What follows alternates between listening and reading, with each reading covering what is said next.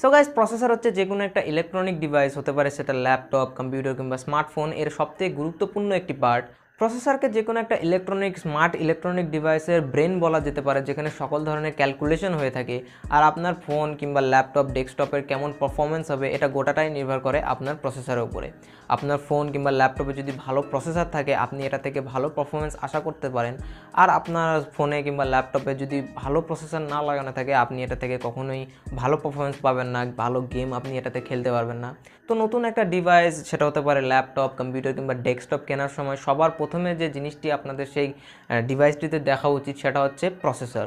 আর একটা প্রসেসর ভালো কিনা তা ডিসাইড করার আগে আপনাদের দেখতে হবে প্রসেসরটি স্পেসিফিকেশনস, যেমন ধরুন প্রসেসরটি কত ন্যানোমিটার টেকনোলজির উপরে বিল্ড করা হয়েছে, কত কোর আছে এটিতে, কত গিগাহার্টজের উপরে কাজ করে এটি, কিংবা কোরগুলো কীরকম আর্কিটেকচারের উপরে বিল্ড করা হয়েছে, এই সমস্ত কিছু আপনাকে দেখতে হবে। তো আপনি যদি এগুলো বিষয়ে না জেনে থাকেন, আজকে এই ভিডিওতে আমি এই সকল বিষয় নিয়ে আলোচনা করতে চলেছি, বলবো প্রসেসরের স্পেসিফিকেশন সম্বন্ধে বিস্তারিত। অ্যান্ড আই হোপ এই ভিডিওটি দেখার পর আপনাদের কখনো ইন্টারনেটে সার্চ করতে হবে না যে প্রসেসরের ন্যানোমিটার টেকনোলজি কী, গিগাহার্টজ কী, কোর কী। তো এই সকল বিষয়ে এই ভিডিওতে আমি বিস্তারিত বলতে চলেছি, তো ভিডিওটি শেষ পর্যন্ত অবশ্যই দেখুন। প্রথমে একটা জিনিস ক্লিয়ার করে নিতে চাই, সেটা হচ্ছে প্রসেসর কিন্তু অনেক রকমের হতে পারে। যেরকম ধরুন সিপিইউ অর্থাৎ হচ্ছে central processing unit, GPU graphics processing unit, ISP image processing unit বা ডিএসপি ডিজিটাল সিগন্যাল প্রসেসিং।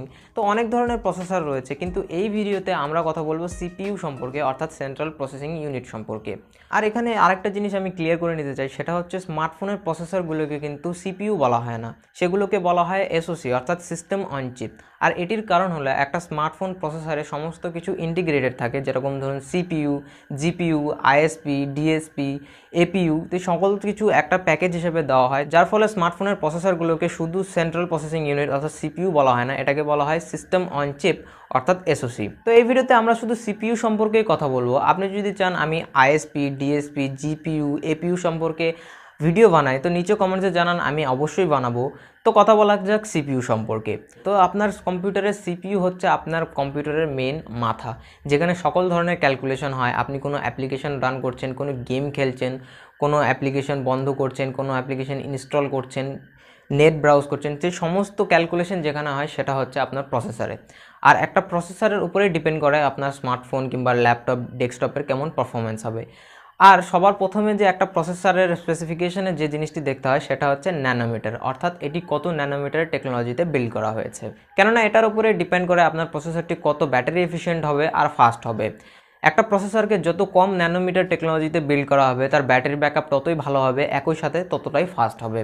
তো ন্যানোমিটার সম্পর্কে আরেকটু ডিটেলসে জানা যাক। তো দেখুন, একটা প্রসেসরে লক্ষ লক্ষ কোটি কোটি ট্রানজিস্টার থাকে, আর এই ন্যানোমিটার দিয়ে সেই ট্রানজিস্টারের ভেতরের দূরত্বগুলোকে বোঝানো হয়। একটা ট্রানজিস্টার থেকে আরেকটি ট্রানজিস্টারের ভেতরের দূরত্ব যতটা কম হবে, তাদের ভেতরে ডেটা ট্রান্সফারের স্পিড ততই বাড়বে, আর একই সাথে তারা ততই পাওয়ার এফিশিয়েন্ট হয়ে উঠবে। তো এটাই হচ্ছে ন্যানোমিটারের গোটা কনসেপ্ট, যেখানে যত কম ন্যানোমিটারের প্রসেসর বিল্ড করা হবে, সেই প্রসেসরটি ততই ফাস্ট হবে আর একই সাথে ব্যাটারি এফিশিয়েন্ট হবে। বর্তমানে সবচেয়ে কম ন্যানোমিটার টেকনোলজি হচ্ছে 7 ন্যানোমিটার, তার আগে ইউজ করা হতো 10 ন্যানোমিটার, তার আগে 14 ন্যানোমিটার, তার আগে 28 ন্যানোমিটার এক্সেট্রা। তো বর্তমানে কোয়ালকম স্ন্যাপড্রাগন 855, যেটা কোয়ালকমের তরফ থেকে আসা latest high end flagship processor, সেটাতে 7 ন্যানোমিটার টেকনোলজিটি ইউজ করা হয়েছে।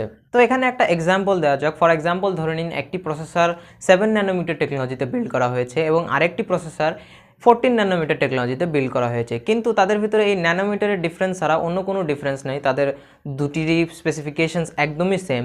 তো পারফরমেন্স অনুযায়ী আপনারা কিসের ডিফারেন্স দেখতে পাবেন? প্রথমত, যেটা 7 ন্যানোমিটার টেকনোলজিতে বিল্ড করা হয়েছে, তার পারফরমেন্স আপনারা বেশি পাবেন অ্যাজ কম্পেয়ার টু 14 ন্যানোমিটারের যে প্রসেসরটি বিল্ড করা হয়েছে। প্লাস যে 14 ন্যানোমিটার টেকনোলজিতে যে প্রসেসরটি বিল্ড করা হয়েছে, তার ব্যাটারি ব্যাকআপও আপনারা বেশি পাবেন as compare to 14 nanometre process. So moving on, তারপরে প্রসেসরের যে স্পেসিফিকেশনটি আপনাদের দেখা উচিত সেটা হচ্ছে কোর। একটা প্রসেসরে অনেকগুলো কোর থাকতে পারে। ফর এক্সাম্পল ধরে নিন ডুয়েল কোর, কোয়াড কোর, হেক্সা কোর, অক্টা কোর, ডেকা কোর, তো অনেকগুলো একটা প্রসেসরে কোর থাকতে পারে। সো ফার্স্ট বোঝা যাক কোর আসলে কি। তো দেখুন, একটা ইন্ডিভিজুয়াল কোর, একটা কোর নিজেই একটা প্রসেসর, যার নিজস্ব প্রসেসিং পাওয়ার রয়েছে। যদি ডুয়াল কোর প্রসেসর হয়, তার মানে এটাই যে তার ভেতরে দুটি আলাদা আলাদা কোর রয়েছে, অর্থাৎ দুটি আলাদা আলাদা প্রসেসর রয়েছে, অর্থাৎ দুটি প্রসেসরের সমন্বয়ে একটা প্রসেসর গঠন হয়েছে, যার কারণে এর নাম ডুয়াল কোর প্রসেসর। আর চারটি কোর অর্থাৎ প্রসেসর মিলে যে প্রসেসর বিল্ড হবে সেটাকে বলা হবে কোয়েড কোর। তেমনিভাবে হেক্সাকোর প্রসেসরে 6টি কোর থাকে, অক্টাকোর প্রসেসরে 8টি কোর থাকে এবং ডেকাকোর প্রসেসরে 10টি কোর থাকে। তো এখন প্রশ্ন আসতে পারে যে এতগুলো কোরের আসলে দরকারটা কী। তো দেখুন, একটা ইন্ডিভিজুয়াল কোর বা একটা ইন্ডিভিজুয়াল প্রসেসর এক সময় শুধুমাত্র একটি কাজকেই কমপ্লিট করতে পারে। এটা আলাদা বিষয় যে কত স্পিডে সে করতে পারে, কিন্তু এটা মেনে চলুন যে একটা প্রসেসর এক সময় শুধুমাত্র একটি টাস্ককেই কমপ্লিট করতে পারবে, সে দুটি টাস্ক কখনোই একসাথে কমপ্লিট করতে পারবে না। তো দেখুন, আমরা প্রেজেন্ট সময়ে যে সমস্ত অ্যাপ্লিকেশন ফোনে রান করি কিংবা কম্পিউটারে রান করি সেগুলো অনেকটাই heavy as compare two previous generation, যেখানে সিঙ্গেল কোরের প্রসেসর দিয়ে সমস্ত কিছু কাজ হয়ে যেত। তো প্রেজেন্ট ডেতে সমস্ত অ্যাপ্লিকেশন হেভি হয়ে গেছে, সমস্ত গেমস হেভি হয়ে গেছে, যার কারণে কি হয়, সিঙ্গেল কোর প্রসেসর এগুলো আর হ্যান্ডেল করতে পারে না, যার কারণে আমাদের মাল্টি কোর প্রসেসরের দরকার পড়ে, যেখানে একই সাথে অ্যাপ্লিকেশনগুলো বিভিন্ন ধরনের ক্যালকুলেশন প্রসেসরের থ্রু করে থাকে। তো দেখুন, প্রসেসরের কোরগুলোতে আরও একটু সরল ভাষাতে বোঝা যাক। ফর এক্সাম্পল ধরে নিন, একটি কোর একটি কাজ 8 ঘন্টাতে সম্পূর্ণ করতে পারে। তো প্রসেসরটি যদি ডুয়েল কোর হয়ে থাকে, তো একই কাজ প্রসেসরটি সম্পূর্ণ করতে লাগবে 4 ঘন্টা, অর্থাৎ দুটি কোর অর্ধেক অর্ধেক কাজ সম্পূর্ণ করবে, তো সময় কমে গেল। একই সাথে সেই প্রসেসরটি যদি অক্টাকোর হয়, তো একই কাজ সেই প্রসেসরটির করতে লাগবে 1 ঘন্টা সময়, অর্থাৎ প্রত্যেকটি কোর একে একে সমানভাবে ভাগ করে কাজটি সম্পূর্ণ করবে। অর্থাৎ সিঙ্গেল কোরের প্রসেসরটি যদি হতো তাহলে সেই একই কাজ করতে তার 8 ঘন্টা সময় লাগতো। অন্যদিকে যদি প্রসেসরটি অক্টাকোর হতো, তো এই একই কাজ তার করতে 1 ঘন্টা সময় লাগতো। তো এখানে টাইমের অনেক অনেক ডিফারেন্স রয়েছে, যার কারণে আপনার সবসময় উচিত যে গ্যাজেটটি আপনি পারচেস করছেন, ফর এক্সাম্পল সেটা হতে পারে স্মার্টফোন কিংবা ল্যাপটপ কিংবা কম্পিউটার, তার প্রসেসরের সর্বনিম্ন যেন 4টি কোর থাকে, অর্থাৎ কোয়েড কোর প্রসেসর যেন সেটি হয়।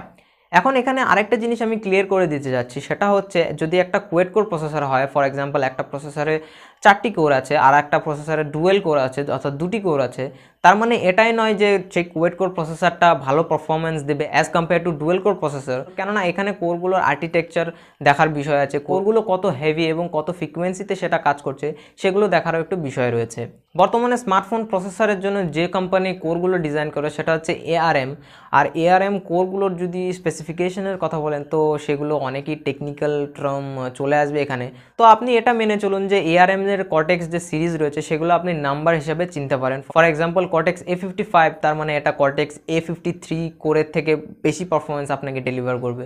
ফর এক্সাম্পল এটা কর্টেক্স A72, অর্থাৎ এটা কর্টেক্স A55 এর থেকে ভালো পারফরমেন্স আপনাকে দেবে। ফর এক্সাম্পল সেটা কর্টেক্স A76, যেটা ARM এর তরফ থেকে আসা সর্বোচ্চ সর্বশক্তিমান পাওয়ারফুল কোর। এটা বর্তমানে যে কোয়ালকম স্ন্যাপড্রাগন 855 প্রসেসর রয়েছে, যেটা অ্যান্ড্রয়েডের জন্য এখনকার সময় সবচেয়ে বেস্ট প্রসেসর, সেই প্রসেসরটিতে এটাকে ইউজ করা হয়েছে। তো নাম্বার থেকে আপনারা অনেকটা বুঝতে পারবেন যে এই কোরটির কত পাওয়ার রয়েছে। তো কর্টেক্স A76 অর্থাৎ বাকি সব কর্টেক্সের যেগুলো কোর রয়েছে সেগুলোর থেকে এটা বেস্ট পারফরমেন্স আপনাকে ডেলিভার করবে।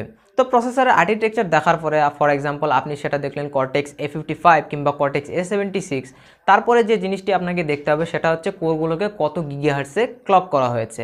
এখন চলে আসলো ক্লক স্পিড। তো এর আগেও আমি বললাম যে একটি প্রসেসরের কোর এক সময় শুধুমাত্র একটি কাজকেই কমপ্লিট করতে পারে, এটা আলাদা যে সেটা কত সময়ে সে করছে। 1 গিগাহার্টজে যদি একটা কোরকে ক্লক করা হয়, তার মানে এটা যে সেই প্রসেসরের কোরটি 1 সেকেন্ডে 100 কোটিটি টাস্ক, অর্থাৎ 100 কোটিটি ছোটো ছোটো ক্যালকুলেশন সে সম্পূর্ণ করতে পারে।